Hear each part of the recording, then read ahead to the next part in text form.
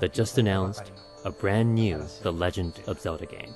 It's called The Legend of Zelda Skyward Sword. What made you decide on that subtitle? Well, first we thought that it has to be about a sword. The story revolves around a sword. And additionally, the skies play a key element this time. To incorporate these factors, we visualized an image of a sword pointing skyward, something really symbolic. And that's where the name Skyward Sword came from. How did this The Legend of Zelda game get started, Miyamoto-san? When the Wii console came out, we wanted to come out with a Wii Zelda right away. So we released a Zelda for both Wii and GameCube at the same time. But we still had a lot of ideas that we could only do on Wii. So, just like that, we started development for the Wii-only version. There was a sense that we had made The Legend of Zelda Twilight Princess too big. We felt like we weren't able to fully leverage its scale and, not quite package it into one solid piece. So, we wanted to make sure we first built a strong foundation for the game, and then create a compact yet solid playing experience. I see. You're not saying that there were too much to enjoy, but rather you might have been able to increase the density of game elements while packaging so many stages and other ideas in this vast world. Yeah, it's really more, it's not about game density, it's about the density of play. There are a lot of twists and turns during development as we, bring a game together. But we tend to move forward, fueled by sheer momentum, even though we might have some doubts. During all this, we saw the release of Wii Sports Resort, which fully utilized the Wii Motion Plus accessory, and that made a huge impact on the way Wii Motion Plus is used in our game.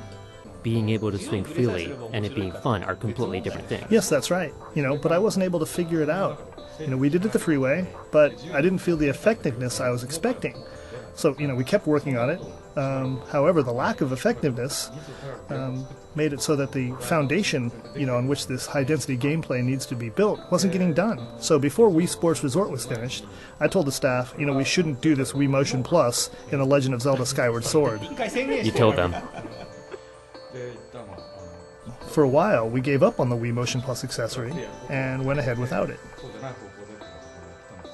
But when Wii Sports Resort came out, Eguchi-san, the producer, came up to me and asked me a question. He asked, since he was able to make the swordplay game work in Wii Sports Resort, why wasn't I doing the same thing in The Legend of Zelda Skyward Sword?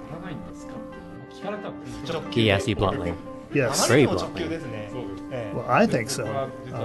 Since I had already played it, I told him I agreed with him, and, then I went to talk to Miyamoto-san about it. And what kind of position did Miyamoto-san have? Yeah, I was the one that asked Eguchi to go say that to Mr. Aonuma, so everything was going according to plan. So you were dancing around on the palm of Miyamoto-san. I wasn't just making him dance. We had talked about it several times at that point, but coming from me, it wasn't persuasive. I thought we should go deeper into that desire to be able to swing your sword around with your hand freely. Miyamoto-san, you're always very persistent when it comes to the correlation between physical experience and games. Yeah.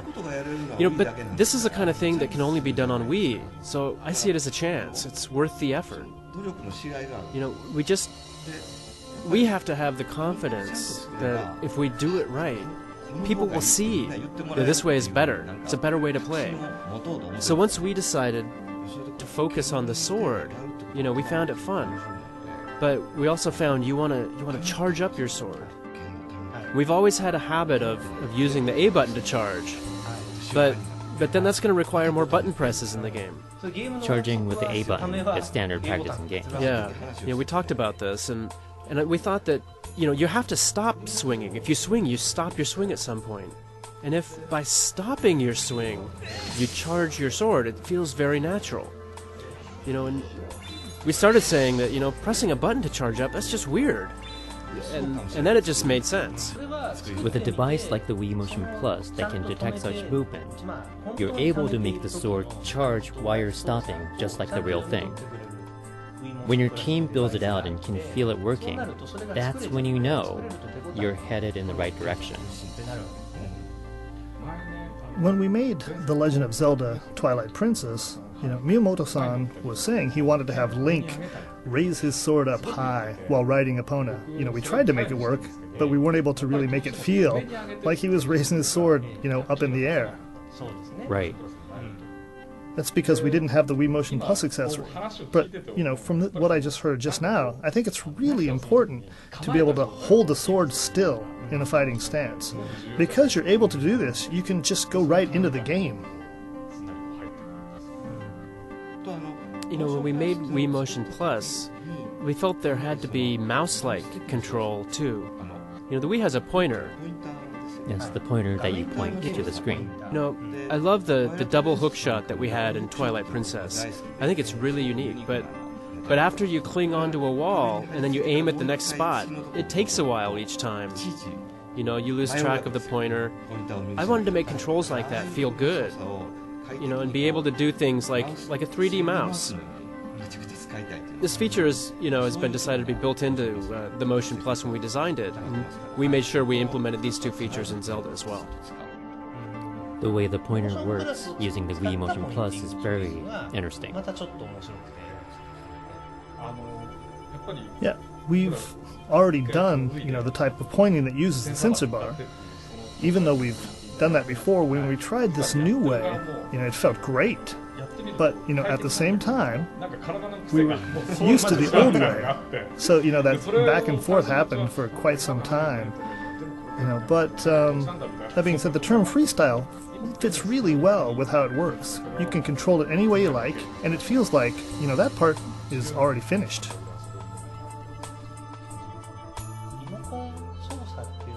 If there are people who have predetermined thoughts that controls with the Wii Remote are good for beginners but not good for the deeper game players, I would really like those people to try out the new Zelda game. That's right. The history of Zelda is one that, however complex the controls or how many items you have, it's really been important to be able to access those elements very simply. This goes back to the N64 era, where we assigned, different items to each of the 4 face buttons. So the players could just select which button to push, rather than open up icons and having to choose from a list. When you're in the middle of a heated sword battle and you instantly want to switch to a bow and arrow to shoot, well, you shoot kind of arrows from afar, so maybe in a battle you might switch to a slingshot, but you can do it, you can shoot right away. Yeah. And, there's no confusion either. Your body will remember where the items are. So you're able to learn by the way you're holding the Wii Remote what items you're able to pull up, right away. We have the Japanese expression that our fingers remember what to do, but now our body remembers right. them. It's like you put what in, what item in what pocket. Miyamoto-san, your EAD team's approach in making games could be defined as a team that typically focuses on creating new ways to play rather than creating a game world. Even so, when the world gets as big as The Legend of Zelda, I think the need to build out the world, the settings, and creating the scenarios, including all the details, become very important. But Miyamoto-san, you said that for this new Zelda game, you have been placing significant priority on specifically how the game will be played since the start of development. Yeah, that's right. Yeah, as we're making Zelda, I continue to discuss with Aonuma-san and the team as to why and what makes Zelda so much fun. We talk a lot about what is that flavor of Zelda. I think there's a sense of realism of being the land of Hyrule, but I think that realism comes from the characters and the details of the scene. You need a sense that you're actually doing these actions, that you're in that world. So, in that sense, pushing a huge block is actually kind of absurd. I don't think anybody wants to see a young man pushing giant blocks with graphics that are better than that of the GameCube. There is no way someone could push an object bigger than him that's most likely made out of stone. And it's not like it's comedic. He's got a serious look on his face when he's doing it. But that's fun when you actually play it. It's because there's some sense of experience. You feel it. You feel it. Word has been out that we've been working on the next Zelda game for a while. And now that it's been officially announced, and we were able to explain the controls, what you can do, and the world it takes place in, I think many people are looking forward to it. Do you have anything that you would like to say to them? Well, I've been talking about this with Miyamoto-san, and we've been throwing around the phrase, back to basics, as we were asking each other what core elements made the Legend of Zelda games fun. By pursuing why Zelda games are fun, you boil it down and make it denser.